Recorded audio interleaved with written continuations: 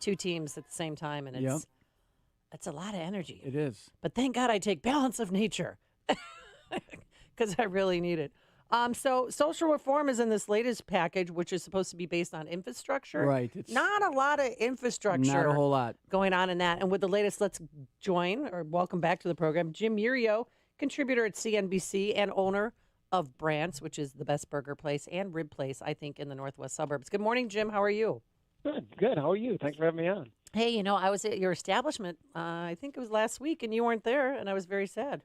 Text me when you're coming. I would like to come and say hello. I live like 2 minutes away. Oh, all right. Well, it was good. I had the, what did I have? I had a different kind of burger. I had a lettuce burger. Instead of the bun, I put lettuce on it. Lettuce burger. Oh, you mean just a burger in lettuce?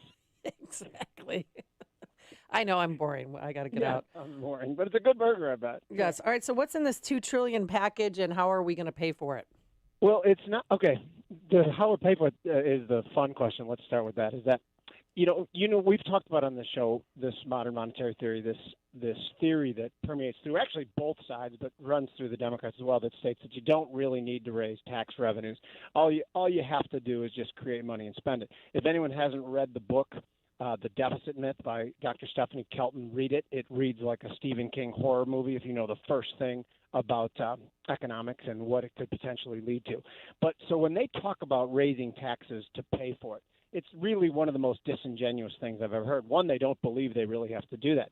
I'm not positive their heart is in it. When I hear Janet Yellen talking about the rest of the world trying to strong-arm them into meeting our corporate tax rate, you have to kind of think that she knows it's a stupid rate and they're going to lose on the global competitive scale. So I don't even know what they're going for in this. When I hear Janet Yellen talk, it sounds like, wow, it sounds like she's just repeating things that she's been told from the political orthodoxy. The infrastructure part of it, I mean, when you hear Kristen Gillibrand saying that paid family leave, child care is infrastructure, it scares me and saddens me that these people don't understand what these words mean. You might as well say nachos are infrastructure if you're just going to say random nonsense. So the market seems to be okay with the notion that they're going to raise taxes. I don't think the market is saying that they're not going to. I think that what the market's saying is that any terrible economic policy that's shoved down our throats is going to be met with added Fed stimulus, more government spending, and potentially inflationary. I think that's why the stock market's doing okay. But to call it the reason I knew it wasn't an infrastructure bill is because they called it an infrastructure bill. They, based on their track record, whatever they say, I think we have to go the other way. And it turns out we were right. It's about 20% infrastructure, and the rest is nonsense. Mm-hmm. Well, there's some social reform in this package, including unionizing home health care providers. Can you explain that? So even if your family member is taking care of you, they want you to unionize?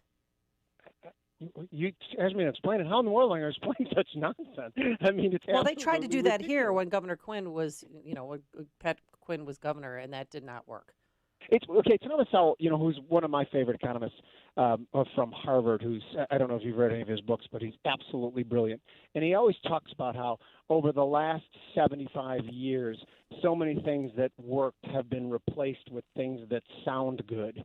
And when I look at the Democrats, the stuff they're putting forward, all it is, it's a nice sounding thing, but the machinations of it are so wildly ridiculous that it couldn't ever possibly be. I mean, it's just to give an example. I don't know if you've seen that commercial that keeps coming around with all the Hollywood actors talking about the wellness decal. Oh, yeah. What is that? Yes. What is that?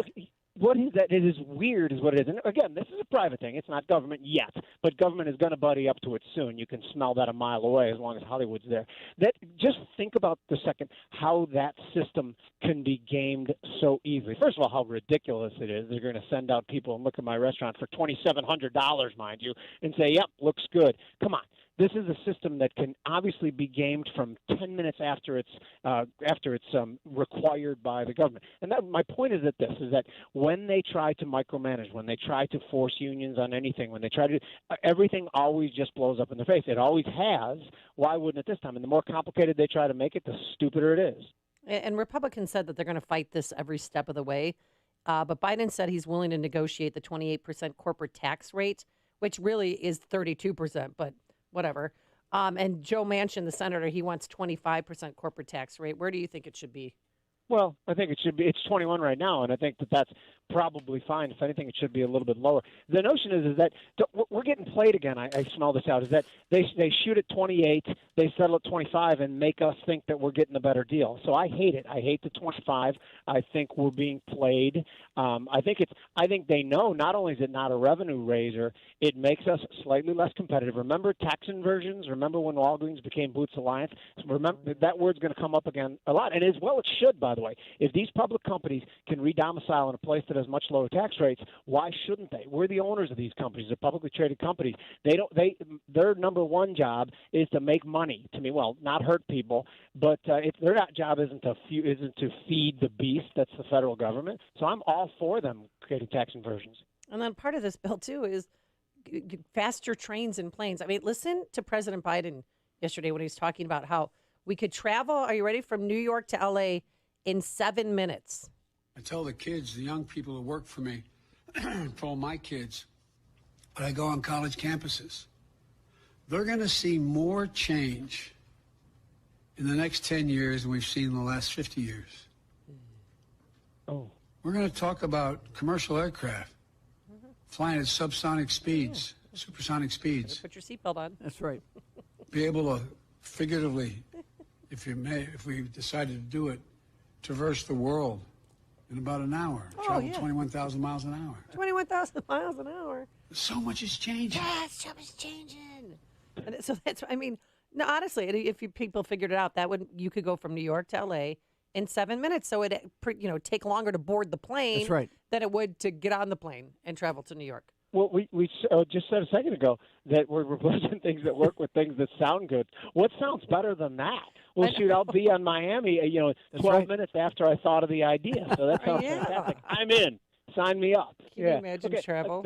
The trains and planes thing, there's something we have to mention, too, is that the place that the free market is making these huge, huge advances in is AI, self-driving automobiles, is low-emission or no-emission cars. If in 5 years we have completely, AI cars that drive themselves, and, to me it seems like the movement will be much more away from rail toward those sort of things, because then you open the door for shared automobiles, and the cost structure will be much, much different. So the reason I know that that rail isn't in our future as far as passenger goes is because the government's trying to push it now, and I think they're probably 15 years behind the curve on that. So I think it's nonsense. Again, when he comes up and says that we're going to go from LA to New York in 7 minutes, it doesn't take any sort of genius or anyone who has huge command of logic to know that it's nonsense. And okay, I have no more words for that. Yeah. My only observation is it's not infrastructure.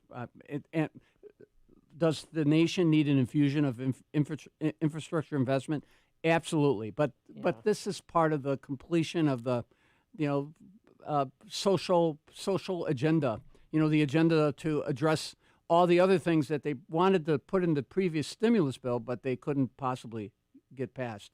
I also think that they were not going to be able to get away with simply going out and borrowing another $2 billion $2 trillion, $2 trillion without talking about how they were going to pay for it. But it will place us at a competitive disadvantage. Insofar as the market, I think the market's gotten addicted. Everybody looks at the market and say, the market's doing well. The market doesn't seem, does the market reflect middle America? At the end of the day, I think the market has become addicted to stimulus. You know what I mean? And so it's a Paul, bad I would take it a step further and say that the reason the market rallied during the Obama years and the reason it's probably rallying now is not a positive reason. That's right. It's an inflationary thing, and it's saying, and when all this money is getting injected into the economy by the governments around the world, not just ours, it ends up in risk assets. It's not a good thing at all. I agree with you 100%. It's like funny money. That's right. And I'm so worried that a loaf of bread someday is going to be $30 because I don't know if you guys go to the grocery store as much as I do, but everything is so much more expensive. Gas in Arlington Heights alone has gone up 70 cents a gallon since Biden took office. And then that trickles down to everything, to the loaf of bread you buy, to milk is now $4 a gallon. Everything's affected by this. It's absurd. And my running joke for the last couple of years has been that the Fed's favorite inflation measure is the very complicated Wonder Bread Index, where they call the Right. grocery store every Thursday and ask how much Wonder Bread costs, and that's how they're coming up with the notion that there's no inflation.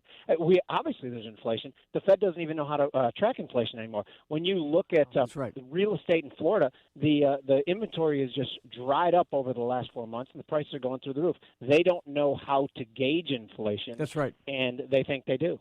Well, and how's your restaurant business doing? Because now you there's know, talk of new restrictions coming to Cook County, and are you going to abide by them? You Well, know, okay, what are we at, I won't- 40 or 30? What are we at capacity-wise? Most of the people I know, the restaurateurs in the northwest suburbs, are proud of the fact that they have no idea what the restrictions are because Okay. they change so rapidly. Right. But I That's mean, what are we, though? Are laugh we at about. 30 or 40? I can't remember. You're talking to someone who has no idea here. I know. So what, And it what really it's varies like, from I restaurant know to what it is. It could be changed by happy hour. So That's true. you know, I don't know. You know, I do know that we're moving outside a lot, and we have all that outdoor space. We're in a different situation too. We have the greatest clients. Oh, I love your We've been packed for years. We've been packed this whole time. So I worry about a lot of other people. I know several other restaurants, good friends of mine, that are going out of business. But something else in the restaurant industry, which I find very fascinating, is the ones that are still in business are having difficult time finding staff. Now roll that around in your head for a second. Is that people are being laid off all over, but they don't want to come back to work. We are having a little bit of difficult time finding kitchen staff, and that never normally happens to us. It's got to be there. There's not enough pull to pull them off the stimulus sidelines. Well, yeah. Why work if they don't have to? Amen. And I thought that was just one of those urban legends before. No, who in the world wouldn't work? And now I'm actually seeing it play out, and it blows me away because it is really happening. I talked to one of the medical providers who are providing vaccinations. They got the city contract to provide vaccinations, and they went out and they wanted to recruit. They wanted to hire people from the community to come in and provide support. They couldn't get a single applicant because it's just not. Really? They couldn't because people are earning more money working from home, and the fear was, I'm going to go out, I'm going to get work, am I going to have to give up? I'm going to have to give up my unemployment insurance. Of course, the stimulus checks coming in, but they couldn't recruit. They couldn't recruit a single person in some of the poorest neighborhoods in Chicago. So I think that, sad. yeah, exactly. That supports your point. The points you're And making. I'm sure you guys know they gave every single CPS parent, regardless of race or income, $450 a month per kid. So I have a link card. Jim, I was so embarrassed using it the other day because I don't like sucking off the teat of the government, and I hated being on unemployment when I had to be on unemployment. I thought, well, I'll pay them back. And then my dad's like, you've paid into unemployment. You're not paying them back. But Yeah. I mean, it's unbelievable because I have a neighbor who's they're so wealthy, and they have 5 kids in the system, and they're getting $450 checks. Yeah. a kid. Well, It's a that's the card, and sad they thing about when the government replenish it. tries to solve problems. They end up. It's so misguided. It's just so scattershot, and it's asinine. That's why we try to pull power away from the government, because every time they make a decision, it turns out to be the wrong one. I know, and then you try to give it. I thought, I'll just give it to the food pantry. Like, no, that's fraud. You cannot give your EBT, your You're link joking. card. They no, unless I buy groceries and then give them the groceries. I can do that, but I can't let anybody else use that card besides me. The real tragedy here is it didn't have to be this way, because so much. And let's not talk about the infrastructure bill, long overdue, but let it be a real infrastructure bill. But let's look at the $6 trillion already borrowed. I mean, we were doing that because of self-inflicted damage that we did. We shut our schools down and did serious damage to our children. Right, so it's a federal program. So it's the a money that bailout. they would have used Exactly. for school So lunches, they gave every parent like $6 a day per meal per kid. Yeah, so Chicago Public Schools, who have already gotten $925 million, are now going to get $2 billion, even though the schools have barely opened to these convoluted hybrid models and the high schools are still closed. And then, of course, with the economy. I mean, how about states that did not do a wholesale shutdown or strangulation of their service industry and kept on functioning and basically kept their economies going and things like that? And I mean, so what we're doing is we inflicted this pain on ourselves, and then we're borrowing to alleviate the pain.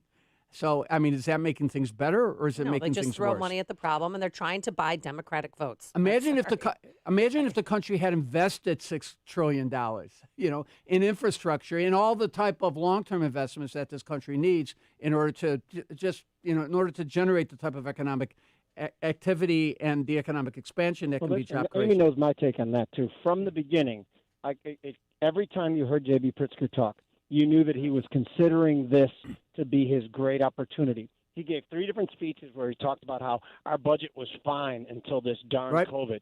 So he can point at the smoking rubble that's our state and go, wow, look what COVID did. And it's really it's disgusting is what it is. And there's no question about it that they were looking for the federal bailout. And again, I don't know if you saw the headline from New York yesterday about Governor Cuomo's pushing to give like $15,000 to undocumented Oh, yes, of course. workers. We were talking we about just that. talked about it. I mean, Pretty unbelievable. outrageous. So This is Americans why get 3,200, and undocumented workers get 15,600. A one-time check, tax-free. Lovely. That's a But lot. this You can is go the buy a reason car, put a that down the federal payment. government should on a house. never be bailing out states. States should be pitted against each other to compete for the best and most efficient way to run things. When you give states blank checks, they just spend money in stupid ways. And a lot of these things, by the way, I think are traps. Like they do that because they want people like us to go through the roof, and then they can point to us and say, "Oh, you're against immigration?" No, I'm against stupidity. There's a difference. Right. All right, we're going to have to leave it there. Jim Iuorio, CNBC contributor, owner of Brant's in Palatine, which is a restaurant on Northwest Highway, which you guys should have to, you should be obligated Absolutely. to go there and have a Okay. burger. All right, Jim, thank you so much. Have a great weekend. Thank you, guys. You too. Thank you. And he joined us on our turnkey.pro answer line. If you're talking about it, Dan and Amy are talking about it. It's Chicago's Morning Answer on AM 560. The Answer.